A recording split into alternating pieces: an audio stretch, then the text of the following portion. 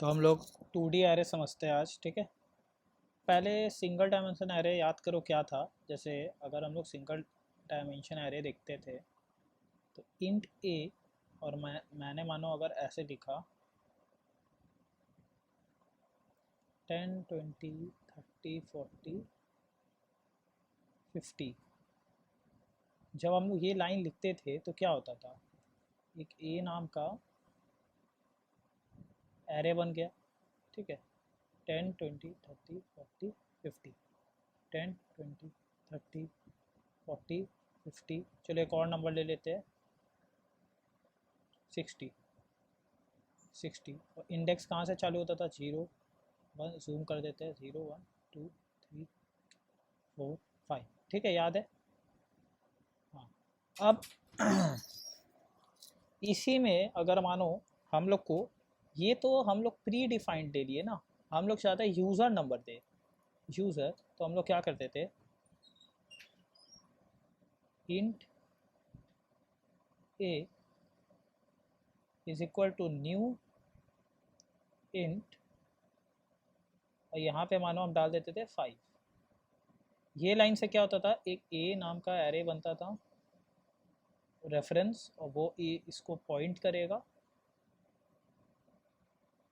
1 2 3 4, 0 1 2 3 4 5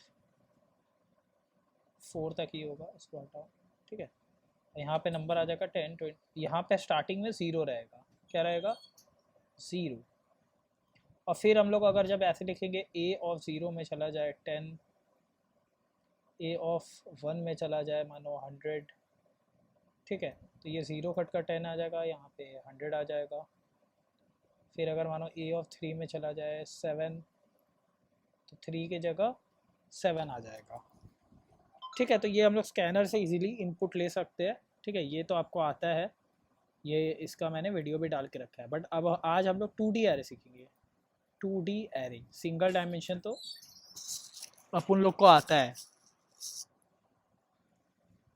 चलो तब 2D array देख लेते हैं थोड़ा। पहले इसको इरेज कर देते हैं। जब मैं ये लाइन लिखता हूँ, इंट, जूम कर रहे थोड़ा, इंट ए, अब हमको रो और कॉलम दोनों चाहिए, तो हमको इस तरीके से लिखना पड़ेगा, ठीक है। इस तरीके से, ये है रो के लिए, ये है कॉलम के लिए। और हम अगर यहाँ पे लिखे इंट न्यू इंट, और यहाँ पे मानो हम डाल दिए 3 3,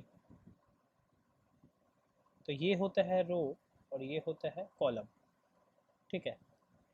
तो इसका माने कि मेरा 3 रो, पहले रो देखो क्या होता है, ये होता है रो, रो मतलब कि हॉरिजॉन्टल, ठीक है। और जो वर्टिकल लाइन होता है वो होता है कॉलम। हॉरिजॉन्टल मतलब रो हुआ, और वर्टिकल मतलब कॉलम हुआ, ठीक है। इसमें कोई दिक्कत नहीं होना चाहिए, तो इसको इरेज करते हैं, ठीक है।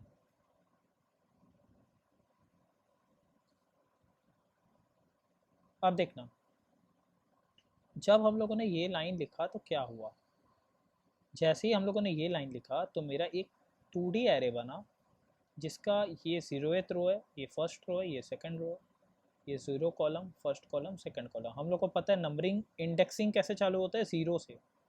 जो एरे होता है उसका जो इंडेक्सिंग चालू होता है वो 0 से काउंटिंग चालू होता है, बट ह्यूमन बींग्स जनरली 1 से काउंटिंग चालू करते हैं। तो 1 2 3 0 1 2, देखो समझ आ रहा है, ठीक है।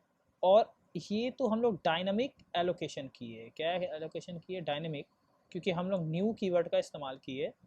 तो इसका मतलब अभी ये मेमोरी में क्रिएट हो गया है, बट क्या ये खाली रहेगा, नहीं, एम्प्टी तो नहीं रहेगा। देखो यहाँ पे हम लोग इन डेटा टाइप का इस्तेमाल किए ना, तो इसका डिफ़ॉल्ट वैल्यू क्या रहेगा, 0। मतलब अभी ये सारा जगह पे 0 है, ठीक है। तो हम लोगों ने क्या किया समझते हैं, एक इंट ए, ये एक ब्रैकेट लगाया, एक और ब्रैकेट लगाया। जब सिंगल डायमेंशन करते थे तो सिर्फ एक ब्रैकेट लगाते थे, डबल डायमेंशन में 2 ब्रैकेट लगाएंगे। Int a is equal to new int row into column, तो 3 रो 3 कॉलम बन गया, ठीक है। और डिफ़ॉल्ट वैल्यू क्या है, 0 है। तो अभी इसको इरेज करते हैं। अब ये तो हम लोग डायनेमिक एलोकेशन सीखे, बट हम लोग देखना चाहते हैं क्या डायरेक्टली मैं अगर नंबर देना चाहूँ दे सकता हूँ क्या? हाँ दे तो सकते हैं, चलो वो भी देख लेते हैं, ठीक है। देखो अगर मैं ऐसे लिखता, समझना, इंट ए, ठीक है। अभी हम लोग 3x3 का ही लेते हैं और इस तरीके से लिखता जैसे सिंगल डायमेंशन में करते थे। यहाँ पे देखना, ठीक है। मानो 12 13 14, ठीक है। ये पहला रो है, ये क्या है मेरा फर्स्ट रो, रो 1, ठीक है। या 0th रो, ये कौन सा रो है, 0th रो, कॉमा हम यहाँ पे लिखते मानो 15 16 17, ठीक है, कॉमा 18 19 20 और यहाँ पे सेमी कोलन। तो ये क्या बनता देखते हैं, ठीक है, देखना मजा आएगा। तो मैं इधर ही बनाता हूँ, इसको इरेज करते हैं। हाँ, तो यहाँ पे देखना आ जाएगा 12 13 14 15 16 17 18 19 20। मतलब ये मेरा 0th रो है, ये मेरा फर्स्ट रो है और ये मेरा सेकंड रो है। समझ आ रहा है? 0th row 0th row first row second row, 0th column first column second column, इस तरीके से है ना। तो ये जो है ये रो वाइज एंट्री दी है हम लोग, कैसे किए, रो। तो ये पहला रो हो गया, ये दूसरा रो हो गया और ये तीसरा रो हो गया। तो पहला रो दूसरा रो तीसरा रो, ठीक है। तो इस तरीके से हम लोग डायरेक्ट भी एलोकेशन कर सकते हैं। तो इसको मिटाते हैं।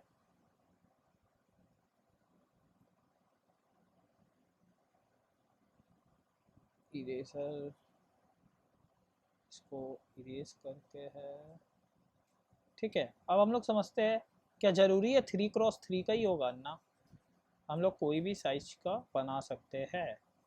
जैसे एक तो हम लोग लाइन लिखते हैं तब समझेंगे। Int a is equal to, sorry ये तो देना ही भूल गए, is equal to new int, ठीक है। यहाँ पे मानो हम डाले 4, यहाँ पे डाले 2, इसका मतलब समझते हैं 4 रो 2 कॉलम, 4 रो 2 कॉलम। तो देख लो पहला रो दूसरा रो तीसरा रो चौथा रो, कॉलम होगा 2, तो बस 2 कॉलम होगा। तो इसको मैं कंप्लीट करता हूँ, ठीक है। 0 1 2 3 0 1, ये कितना है काउंटिंग में 4, ये कितना है काउंटिंग में 2, 4 रो 2 कॉलम। मानो अभी डिफ़ॉल्ट वैल्यू क्या है, 0 है, तो 0 0 0 0 0 0, ठीक है। अगर मानो हम लोग यहाँ पे 2 लेते और यहाँ पे 4 लेते तब क्या होता, देखो 2 रो 4 कॉलम, तो 1 2 3 0 1 2 रो 0 1 2 3 4 कॉलम। और अभी सारा वैल्यूज़ क्या रहता, 0 0 0 0 0 रहता। 2 रो 4 कॉलम 2 रो, समझ आ रहा है, ठीक है। तो ये हम लोगों ने समझ लिया कि कैसे हम लोग एक एरे को क्रिएट करते हैं। कोई दिक्कत का बात तो नहीं होना चाहिए, बहुत ही इजी है, ठीक है। अब हम लोग समझेंगे कि हम लोग इनपुट कैसे लेंगे। ये जो खाली जगह है यहाँ पे यूज़र इनपुट स्कैनर से, क्या हम लोग स्कैनर से इनपुट कैसे लेंगे। अभी हम लोग सिर्फ क्या समझे, हम लोग समझे कि एरे को क्रिएट कैसे करते हैं। अब ज़रूरी नहीं है कि इंट का बनाओ, हम लोग को पता है हम लोग एरे डबल का भी बना सकते हैं, कैरेक्टर का भी बना सकते हैं, स्ट्रिंग का भी बना सकते हैं, किसी का भी बना सकते हैं। हम लोग इंट से ही देखते हैं, इंट को समझ जाओगे तो सारा काम हो जाएगा, ठीक है। चलो